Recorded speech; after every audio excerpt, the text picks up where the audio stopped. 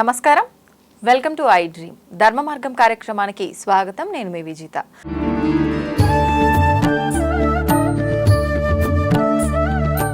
నమస్కారం గురుగారు. నమస్కారం అమ్మా, చెప్పండి.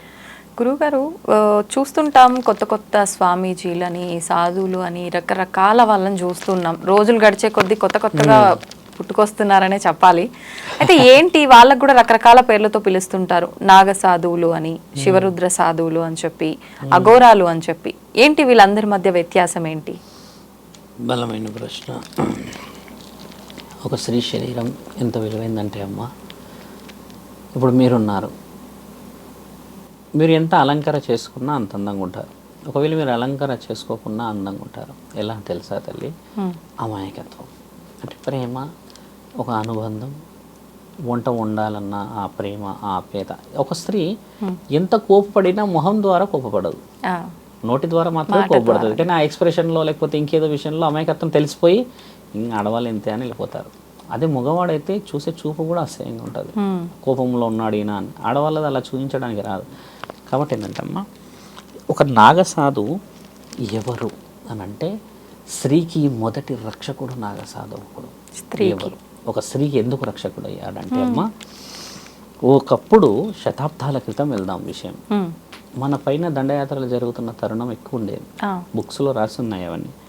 అయితే మన దగ్గర ఎక్కువ శాతంగా ఇండియా మీద దండయాత్రలు ఎక్కువ అమ్మ శివుడి గుడుల కింద జరిగేది.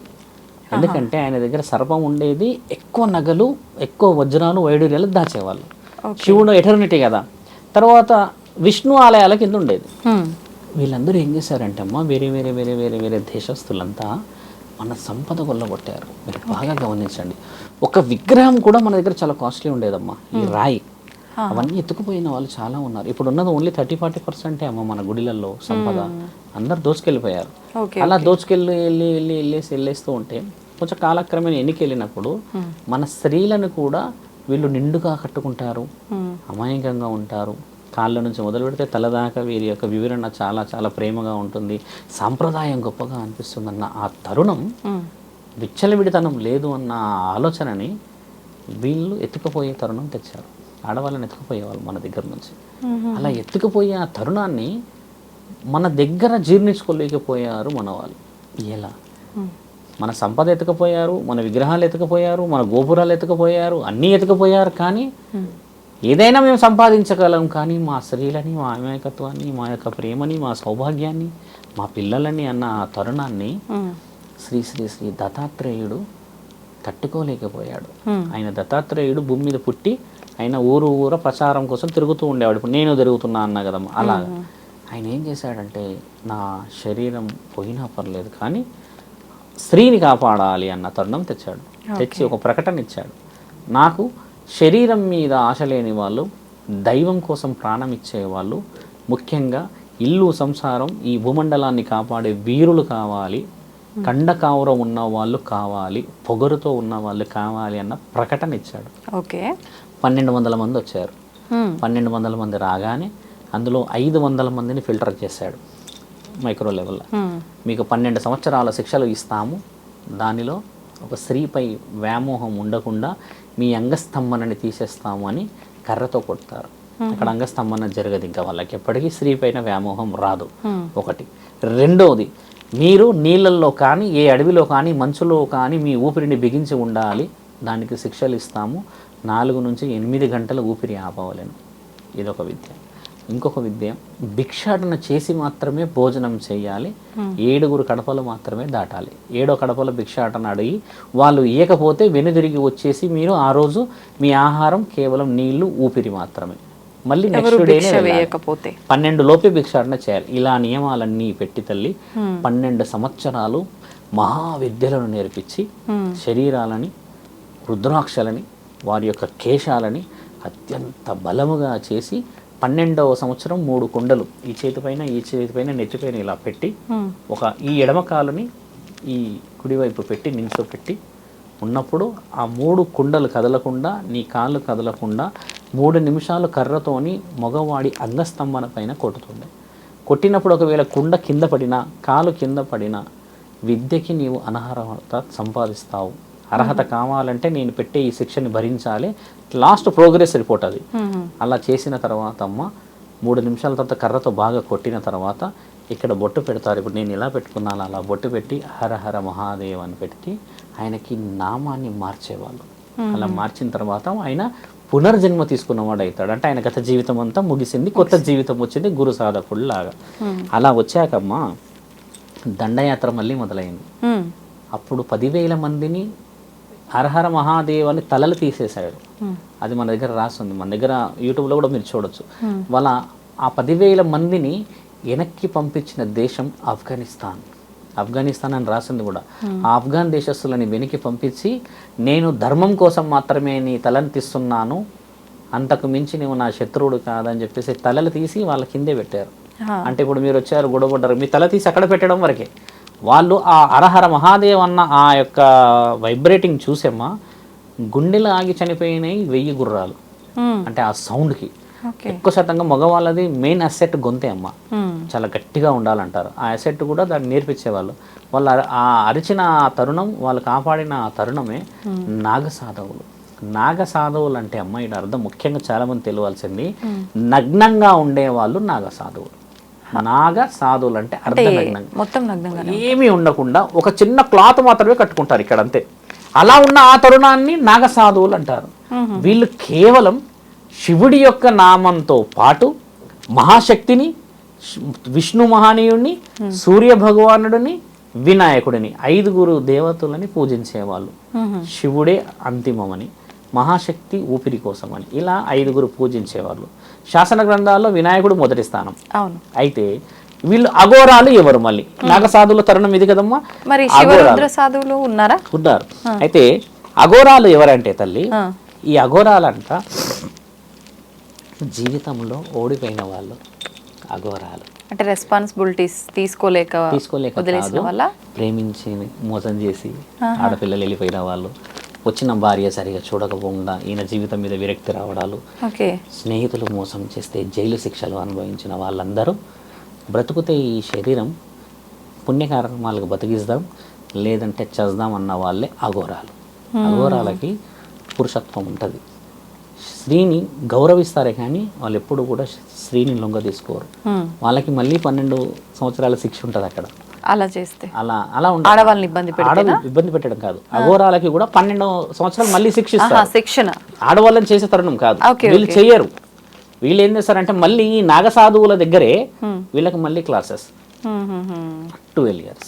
ఆ క్లాసెస్ అంతా అయిపోయినాక వాళ్ళు హరహర మహాదేవాన్ని ఓన్లీ శివుడిని మాత్రమే అహంకారంగా పూజిస్తారు వాళ్ళు. అందుకే అఘోరాలన్నీ దగ్గరికి పోవాలన్నా భయపడతారు. చాలా సీరియస్ నాగసాధువులు అలా ఉండరు. బోలియే మాతాజీ క్యా చాహియే అని కొంచెం రెస్పెక్టబుల్ గా మాట్లాడండి. వాళ్ళ విద్యా తరుణం వేరు, వీళ్ళ జీవితంలో అన్ని ఓడిపోయి వస్తారు కాబట్టి కనబడిన వాళ్ళు శివుడే అన్న ఆలోచన అగ్రెసివ్తోనే ఉంటారు. మీరు ఎక్కడ మీ కనుసైగల తేడా వచ్చినా కూడా వాళ్ళు ఊరుకోరు. ఇది అఘోరాల తత్వం. శివరుద్రాల సాధువులు అనేవాళ్ళు, సాధువులు ఎవరంటే అమ్మ కుటుంబంలోకి వెళ్ళి ధర్మ సందేహాలని చెప్పి సౌభాగ్యం ఏ విధంగా కాపాడుకోవాలి, ఇల్లు సంసారం క్షుద్ర పూజలు, ఇంటి ఇలవెల్పులు, కులదైవాన్ని ఏ విధంగా పూజించాలని చెప్పేవాళ్ళు సాధువులు.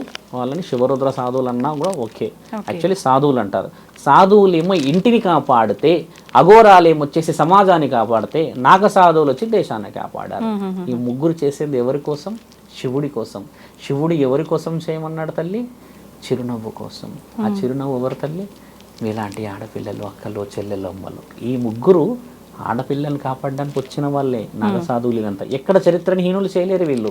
చాలా మంది ఈరోజు క్షుద్ర పూజలు చేస్తున్నారు కదమ్మా.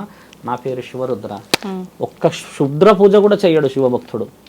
శివాలయంలో కూర్చొని వచ్చిన ఆడపిల్లని అమ్మ మరి బాగుండు, భర్త కొట్టుతున్నాడా, ఓకే కొట్టిన తర్వాత నువ్వు ఈ విధంగా ఉండు అని చెప్పి క్షుద్ర పూజలు చేసే వాళ్ళు ఏం చేస్తారో తెలుసా అమ్మ? భర్త కొడుతున్నాడు అని అంటే ఈవిడని ఒక విధంగా మానిటర్ చేసేసి ఆయనని మొత్తమే ఇంకా ఫిట్స్ తర్వాత వాడికి ఇంకేదేదో వచ్చేలా చేసేసుకుంటారుగా. అది గుణపాఠం కాదు. జీవిత సౌభాగ్యం ఏం తెలుసా తల్లి? ఆయన గారు జీవోత్సవంలా ఉన్నా పక్కనే ఉండు, నువ్వు ఒక శవంలా అయిపోయినా నీకు పుణ్యమే దక్కుతుంది, నీవు పుణ్యశ్రీ అవుతావు అక్కడ. ఇక్కడ అలా లేదు, ఆయన వెళ్ళిపోతే అయిపోతుంది, ఇంకా పెన్షన్ డబ్బులు నాకే మొదలవుతాయి. ఇలా తరుణం ఇది తప్పు. అఘోరాలది ఏంటంటే శివతత్వం. ఈ మీరన్న మిగతా వాళ్ళు ఏంటంటే అఘోరావేశంలో ఉన్న క్షుద్ర పూజలు చేసే మూర్ఖులు, వారిని కనిపెట్టాలి. వాళ్ళని కనిపెట్టకపోతే ప్రమాదం తల్లి. ఇప్పుడు ఒళ్ళంతా విభూది రాసుకుంటారు కదా వాళ్ళు, దానికి అర్థం ఏం తెలుసా తల్లి? వాళ్ళు విభూది రాసుకోరు వాళ్ళు ఒళ్ళంతా. ఈ బూడిద ఇది వనమూలికల సముదాయమైన శరీరం కదా, ఈ బొక్కలు ఈ శరీరం అంతా కాలినాకమ్మ ఆ మైక్రో లెవెల్ ఆర్గాన్లో ఉన్న ఆ పవర్ వాళ్ళు రుద్దుకున్న ఈ శరీరానికి పురుగులు పట్టకుండా ఉంటుంది, అందుకని రుద్దుకుంటారు. అంతేగాని వాళ్ళు రక్షణకి, ఎందుకంటే వాళ్ళు మంచులో ఉంటారుగా, వాళ్ళ తర్వాత ఎప్పుడు కూడా వాళ్ళు శ్మశాన వాటికలో మంట పక్కన ఉంటారు కదా, దానికి రక్షణ ఇది, శరీరానికి రక్షణ. దాంట్లో అర్థం ఇంకేమీ లేదు. పరమాత్ముడు ఎందుకు ఆయన వేసుకుంటాడు విభూది భస్మాధారణ పరమాత్ముడికి ఎందుకు చేస్తారంటే, నా పిల్లలని నాలో కలపండి అని చెప్తే ఇలా జల్లడబడతారు అష్టసుగంధాలతో. శివుడి తత్వం ఆయనే వేసుకున్నప్పుడు ఆయన ఎంత వనమూలిక సంబంధం మన శరీరానికి ఇచ్చాడు కదా తల్లి, దీని అర్థం అది. ఒళ్ళంతా ఈ ఎంటికలు అనేది ఎందుకు ఇస్తారంటే, అమ్మ నీ శక్తి ఈ హెయిర్లో ఉంటుంది. ఇంతవరకు ఏ దేవుడు కూడా లేడు, మీరు గమనించండి, ఎంటికలు పెద్దగా లేకుండా ఏ దేవుడు లేడు ఇక్కడ, అందరికీ హెయిర్స్ పెద్దగా ఉంటాయి.